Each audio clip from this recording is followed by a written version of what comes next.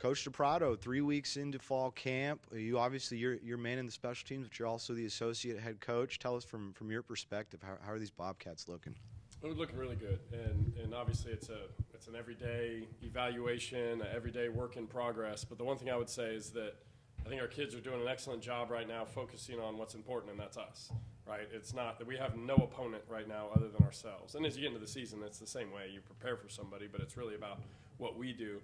And I think our kids have done an excellent job sitting in the seats that you guys are currently sitting in, coming up, showing up every single day, ready to work, putting their head down, and taking the necessary steps. It's a process. It doesn't happen overnight. It's not like we're going to show up, practice number one, all of a sudden, hey, we're ready to go. We're not there yet. But I'm very happy with the progress, the attention to detail, and now it's kind of as you get through a lot of the physical part of it, now it's kind of fine-tuning those minute details, a lot of situational football, and then obviously still constantly evaluating. That evaluation happens throughout the entire season. Somebody might be in a position, a starting role or a backup role, and all of a sudden something happens, another guy gets an opportunity, and you take advantage of it. But as a whole, I think we've done a very good job with that. You know, when we were talking to Coach Kinne just a little bit ago, he was talking about whenever there's certain events, he'll let you take the lead as like kind of it's like if it's a fundraising event or something like that, you'll take the lead and almost act as a head coach. Do you like having that responsibility? Is that kind of a good relationship between you and GJ, that he trusts you to handle those situations? Yeah, I think Coach Kinne is incredible. How he shows up every single day to work and prepares. And I'll be honest, one of the major decisions, and this is something I talk about when he has me speak in front of recruits or introduce them. I mean, I think one of the neatest things about Coach Kinne is his path.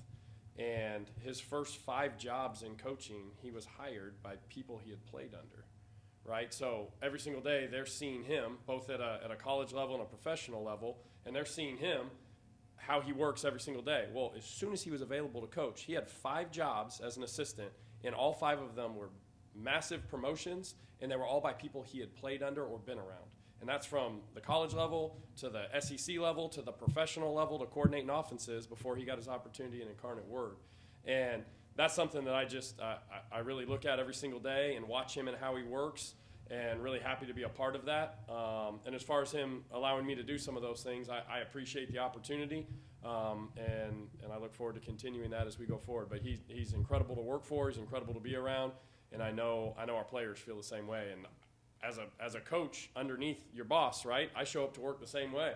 I see him and how he prepares, and it's encouraging, it's motivating, and it fires me up every single day to be better at what I do, obviously to please your boss and take care of these young men in our program.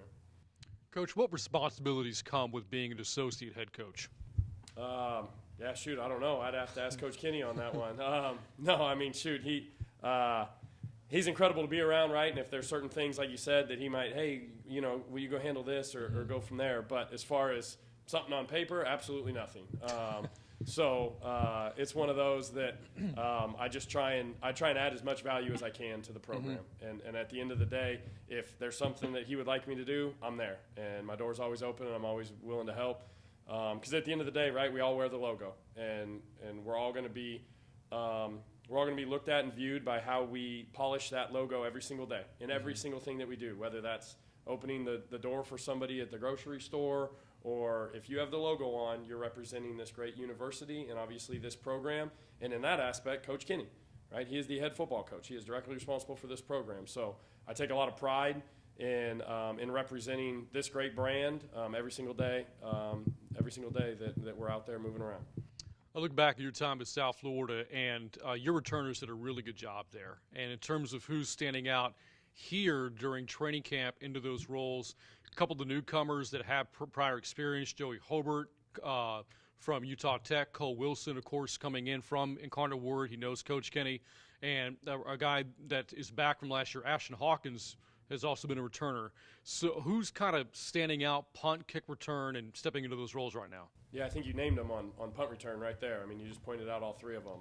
Really good problem to have, right? When you got 3 guys that have played in games, had in-game experience, it's obviously my job and our job to put them in situations to find out who's going to step up.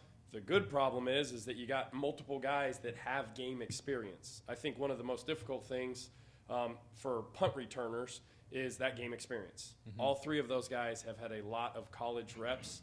All three of them are incredibly explosive, incredibly dynamic players. We're seeing that on offense. We're going to continue to see that on offense as we progress forward.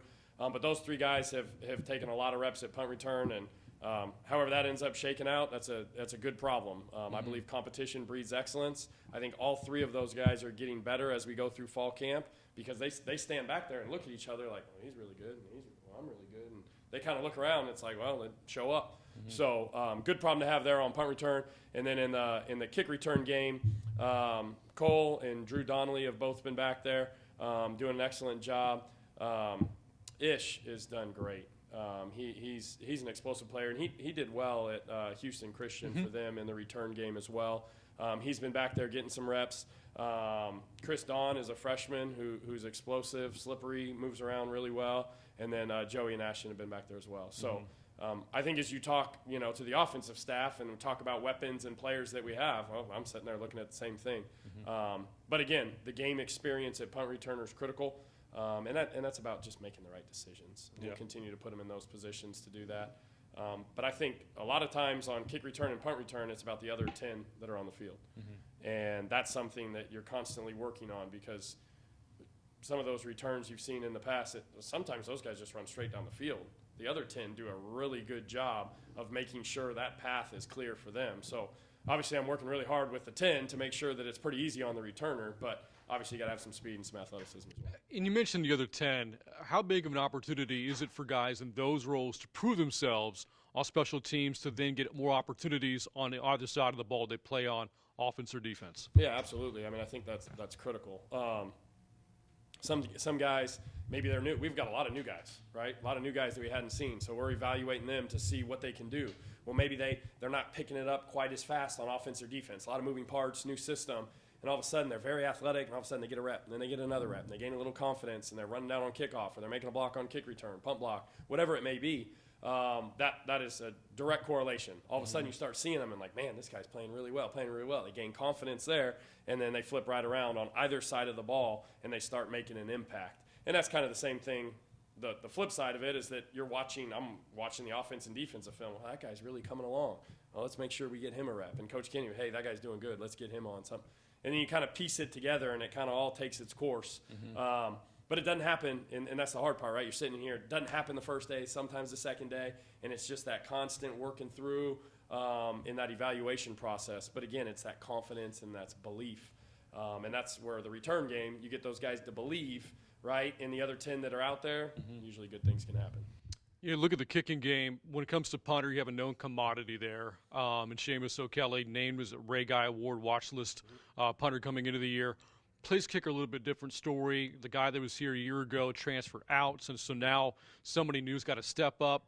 Who is stepping up right now? And place kicker and kickoff specialist. Yeah, so in the kicking game, we've got 3 guys that are out there right now with Mason Shipley, Michael James, and Matt Valesco, who have all done well. They're all battling for it, and that's one of those things that we'll see where it lands. Mason Shipley's the only one that's kicked in a game.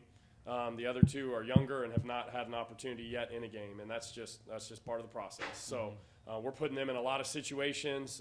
Coach has been great at the end of practice. We've had the whole team crowd around and put them in some stressful situations to see where they can step up and who can rise to the top. But all 3 of those guys have done excellent.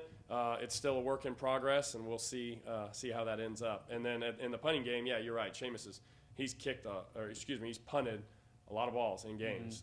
At the end of the day, before every game, I'm going to go to him and the long snapper and say, hey, man, I wish you the best of luck. I hope you don't play because the less they play, obviously, the better we're doing in that aspect. But when him and David Nunes has done a great job. He's been performing well. He's a great athlete. But when those guys' opportunity comes, they got to take advantage of it. We've got to be able to cover and pin teams down and do a great job. But at the end of the day, we don't want them to play a lot.